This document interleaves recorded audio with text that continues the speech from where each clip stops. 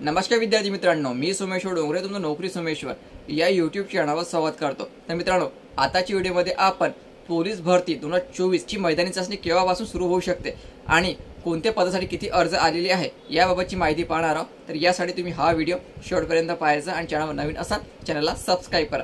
नोकरी शिक्षण प्रत्येक अपडेट तुम्हाला आपल्या यूट्यूब चॅनलवर मिळत राहील। तर पोलीस भरती 2024 मध्ये जवळपास 17 लाख प्लस अर्ज या ठिकाणी आलेले आहे आणि यामध्ये बॅट्समन, कारागृह, SRPF, चालक आणि कॉन्स्टेबल, तर या सर्व पदा मिळून हे अर्ज संख्या दर्शवलेली आहे।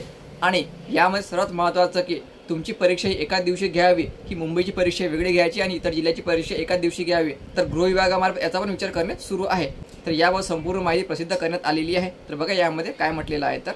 तर बघा मित्रांनो, 17,000 जागेसाठी 17 लाख अर्ज, पोलीस भरती चित्र, भरती प्रक्रिया ओळखण्याचे गृह विभागासमोर आव्हान। तर या ठिकाणी बघा पदनाम दिलेलं आहे, रिक्त पदे दिलेलं आहे आणि अर्ज संख्या दिलेला आहे। तर बघा मित्रांनो, पोलीस शिपाई एकूण जागा आहे 9,595 अर्ज आलेले आहे। 8.22 लाख 8,22,000 अर्ज या ठिकाणी आलेले आहे। पोलीस कॉन्स्टेबल यासाठी चालकसाठी आलेले आहे 1,98,000 जागा आहे 1,686। पोलीस बॅट्समनची जागा 41 आणि अर्ज संख्या आहे 32,000।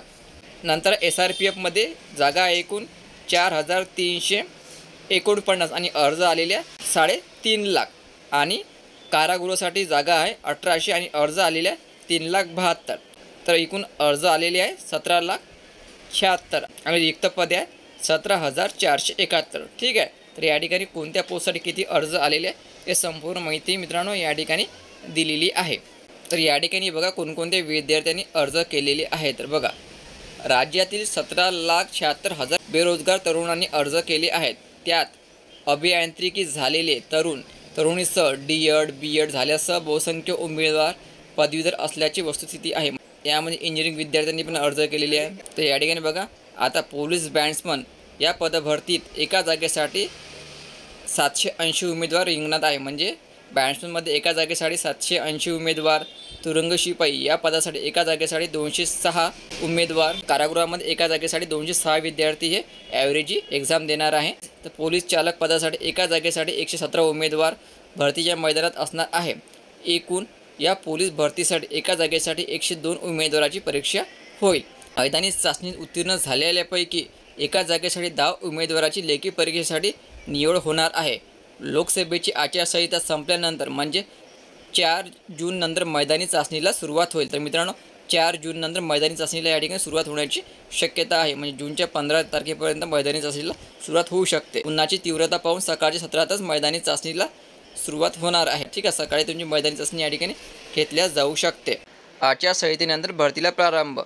पोलीस भरतीसाठी प्राप्त अर्जाची संख्या जास्त असल्याने शारीरिक चाचणीसाठी साधारणतः 2.5 ते 3 महिने लागू शकते। म्हणजे 3 महिन्यापर्यंत तुमची मैदानी चाचणी या ठिकाणी सुरू राहू शकते।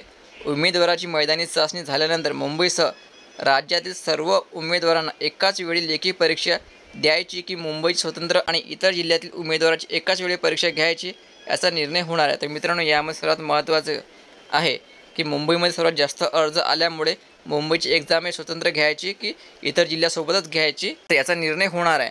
झाली तर सर्व जिल्ह्याची एक्झाम एकाच दिवशी होऊ शकते किंवा मुंबईची नंतर घेतल्या जाईल आणि तुमची जी आहे इतर जिल्ह्यातली मुंबई उघडून हे नंतर होऊ शकते। तर मागील भरतीवेळी मुंबईची भरती स्वतंत्र झाली होती। यंदा तशाच प्रकारची घ्यायची की संपूर्ण राज्यभरातील उमेदवाराची एकाच वेळी लेखी परीक्षा घ्यायची याचा निर्णय आचारसंहितेनंतर होईल। तर म्हणजे 20 मे नंतर याचा निर्णय लागण्याची शक्यता आहे।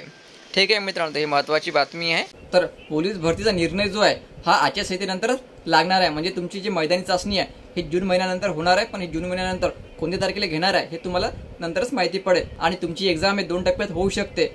एक टप्पा म्हणजे मुंबई वगळता सर्व जिल्ह्याची परीक्षा एका दिवशी घेतल्या जाणार आहे आणि दुसरा टप्पा म्हणजे मुंबई जिल्ह्याचा। तर पोलीस भरतीबाबत आणखी काही अपडेट आले त्या व्हिडिओवर मी तुमच्यापर्यंत पोहोचवेलच। तर मित्रांनो, व्हिडिओ महत्त्वाचा होता, जास्तीत जास्त शेअर करा, व्हिडिओ लाईक करा। धन्यवाद।